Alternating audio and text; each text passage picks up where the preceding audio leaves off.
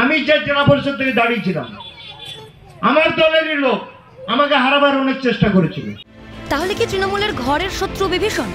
সেই জল্পনায় ফের উস্কে দিলেন দুর্গাপুর অন্দালের ব্লক তৃণমূল সভাপতি তথা পশ্চিম বর্ধমান জেলা পরিষদের সদস্য কালো বরণ মণ্ডল।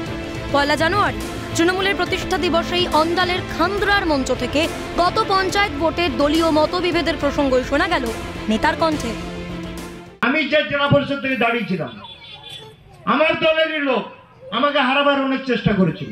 বিরোধী দল তো আছেই, কিন্তু মানুষ যাকে চাইবে তাকে কিন্তু হারানো খুব মুশকিল আছে, তাকে কিন্তু হারানো যায় না।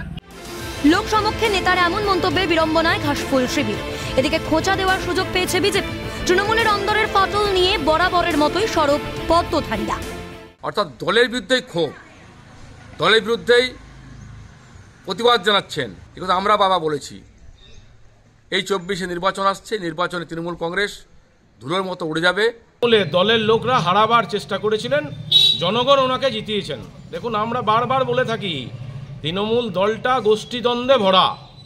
ওনাদের দলের লোকই ওনাকে হারাবার চেষ্টা করেছিলেন, কারণ ওনার বিগত 10 বছরে অন্ডালে থেকে মানুষের কোনো কাজ করেনি, মানুষের সাথেও থাকেনি এবং দলের বিরুদ্ধেও উনি সব সময় সোচ্চার হয়েছেন। লোকসভার ঠিক আগে বাটলের অশনি সংকেত তৃণমূলের আকাশে। শীর্ষ স্তরেও তার আঁচ। নিচুতলায় দ্বন্দ্ব আগেও ছিল, বাড়ছে আবার। বড় মাঠে খেলার আগেই ভাঙছে শাসকের দল। দুর্গাপুর থেকে রাজেশ খানের রিপোর্ট, ক্যালকাটা নিউজ।